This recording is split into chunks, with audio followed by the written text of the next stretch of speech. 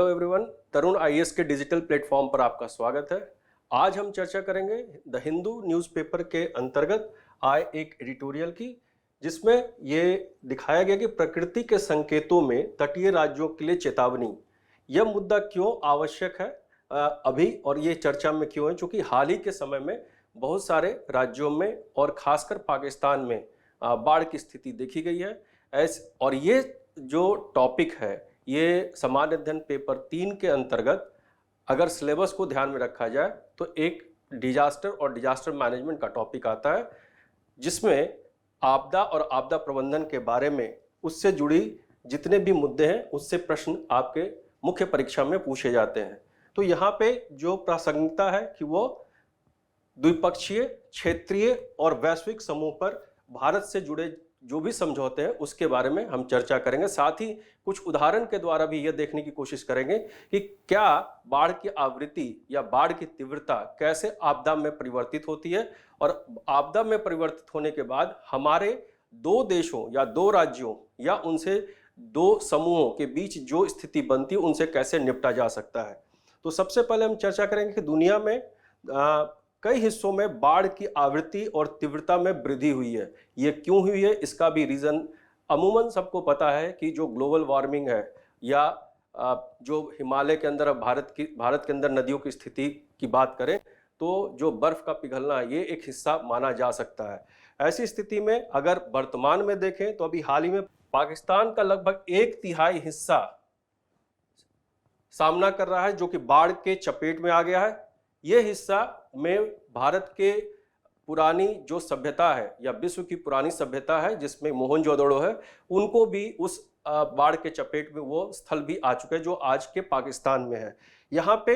बाढ़ के बाद जो बीमारियां फैलती हैं या स्वच्छ पानी, जो पीने योग्य पानी की कमी होती है, उसके बारे में बताया गया है। तो इसका एक और उदाहरण अगर हम देखना चाहते हैं तो हम असम में भी ये इसका सबसे बड़ा उदाहरण अभी हाल में ही मिला है, जहां बाढ़ का अनुभव हम 30 से अधिक जिलों को प्रभावित किया था। बाढ़ का अनुभव हमने किया असम के अंतर्गत भी, और ये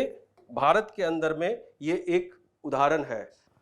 अब हम बाढ़ को समझने के मुद्दों, मतलब बाढ़ क्यों आता है, इसके ऊपर हम चर्चा करेंगे। तो बाढ़ एक प्राकृतिक घटना, ये एक नेचुरल डिजास्टर है। आप अगर देखते हैं तो बाढ़ कोई ऐसा नहीं है जो मैन मेड है, ये एक नेचुरल डिजास्टर है जिसके आसानी से रोकना संभव नहीं है, जिसको आसानी से रोका नहीं जा सकता है। जल विज्ञान संबंधी सूचनाओं के आदान प्रदान में पारदर्शिता है, पारदर्शिता का अभाव है। ऐसी स्थिति है कि जहां कहीं भी ये बाढ़, जो मौसम विज्ञान है उसके अनुसार इसका शुरू से सूचनाओं का साझा करना किसी भी राज्य के द्वारा, किसी देश के द्वारा, इनका अभाव है। और सीमा पार गतिविधियों से संबंधित जानकारी का भी अभाव है। तो यहाँ पे एक और जो सबसे बड़ी समस्या आती है कि अगर आने वाले समय में अगर ब्रह्मपुत्र का उदाहरण लें तो भारत और चीन के बीच जो सूचनाएं हैं जो दी जानी चाहिए कि अगर वहाँ से अगर नदी का पानी को छोड़ा जाता है तो भारत में कब आता है, या भारत से ऐसी स्थिति किसी और राज्यों की बनती है तो उस समय उनको पहले से सूचित किया जा सके, ताकि जितने भी उस एरिया जो कैचमेंट एरिया आता है वहां से लोगों, जान माल को विस्थापित किया जा सके। तो यहाँ पे एक जो अंतर्राष्ट्रीय कानून भी बनाए गए हैं, तो राष्ट्रों को एक दूसरे के विरुद्ध सीमा पर पार प्राकृतिक संसाधनों का उपयोग करने से रोकता है। तो ये एक इस तरह की स्थिति अंतर्राष्ट्रीय स्तर पर बनी हुई है जो कि एक ट्रेडिशनल वे में है, परंपरागत रूप में है। उसको दूर करने के लिए इसी संदर्भ में 2010 में इंटरनेशनल कोर्ट ऑफ जस्टिस में 2010 में एक मामला अर्जेंटीना बनाम उरुग्वे का आया था, जिसमें उरुग्वे नदी पर पल्प मिल्स के मामले में इस बात को जो निर्णय आया, इस बात को बरकरार रखा गया कि साझा जल विषय पर एक नियोजित उपाय या परियोजना का एक सीमा पार पर्यावरण प्रभाव मूल्यांकन, यानी कि दो देशों के बीच में जो सीमा पार उसका जो एनवायरमेंटल इम्पैक्ट होगा उसका मूल्यांकन करना अंतर्राष्ट्रीय कानून का हिस्सा है। यानी कि अगर ऐसी स्थिति बनती है जिसमें दूसरे देशों के भी जो प्राकृतिक क्षेत्र हैं अगर वो प्रभावित होते हैं तो उनको उस क्षेत्र का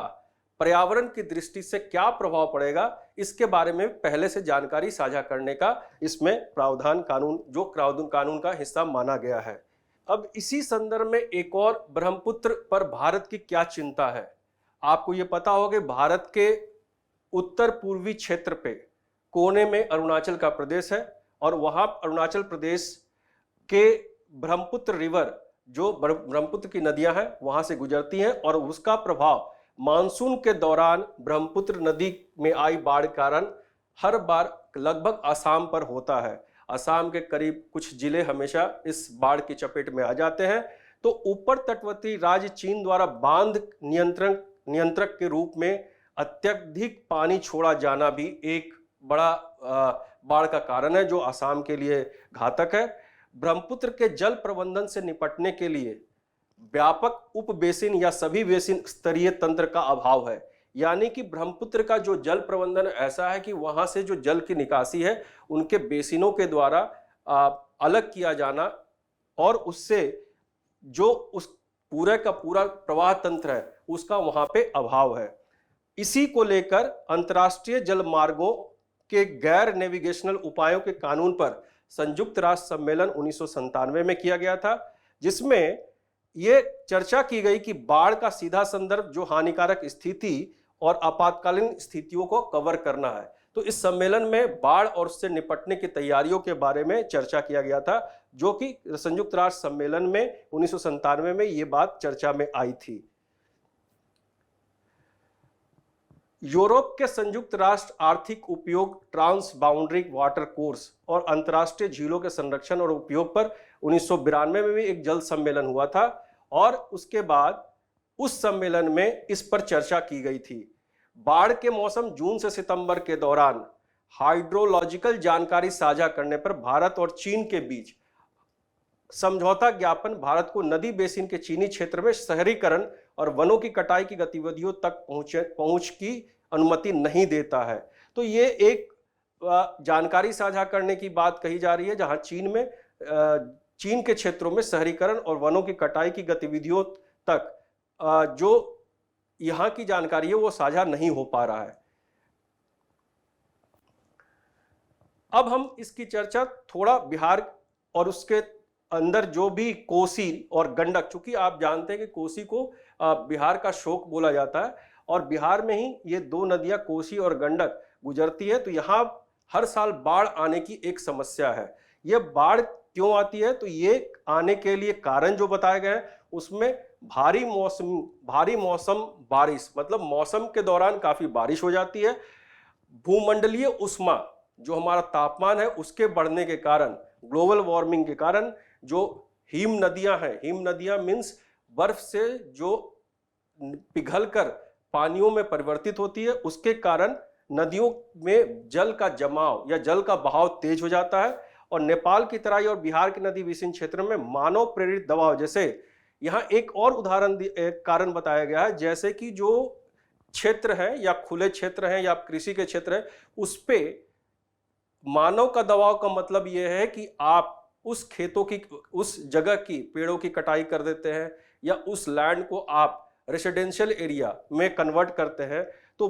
उस जो भूमि में जो ठहराव पानी का होना चाहिए वो मिट्टी को काटता जाता है और उसके कारण भूमि में परिवर्तन, उसके आवरण में परिवर्तन होना शुरू हो जाता है। तो ये कोसी और गंडक नदियों के कारण बिहार में हर साल बाढ़ की स्थिति बनी रहती है। अब भारत नेपाल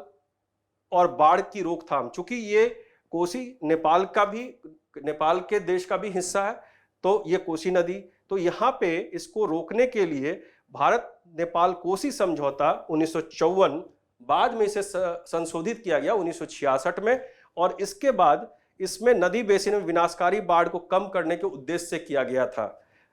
संयुक्त निकाय बाढ़ की भविष्यवाणी के लिए पूर्व चेतावनी प्रणाली को परिष्कृत करने के लिए काम कर रहे थे, यानी कि पहले से पूर्व सूचना एक दूसरे को देने की बात कही गई है और भारतीय सीमा पर नदियों के डेटा को वर्गीकृत जानकारी के रूप में मानता है, जो सीमा पर बाढ़ चेतावनी प्रणाली को विकसित करने में प्रमुख चुनौतियों में से एक है।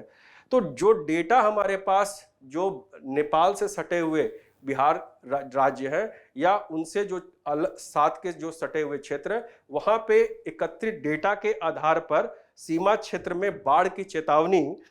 के लिए जो प्रणाली विकसित की गई है उसमें से वो एक चुनौती है, क्योंकि वो बार बार ये चीजें होने से हम उसके चुनौतियों से निपटने का मतलब है कि उसके सूचनाओं का आदान प्रदान हम नहीं कर पाते हैं। तो ये था आज का आर्टिकल जिसमें बाढ़ से रिलेटेड जो मुद्दे भारत और भारत के बाहर के देशों में अभी हाल के दिनों में आए हैं उससे ये संबंधित जानकारियां और उनके विभिन्न आयामों को चर्चा में लाया गया है। धन्यवाद।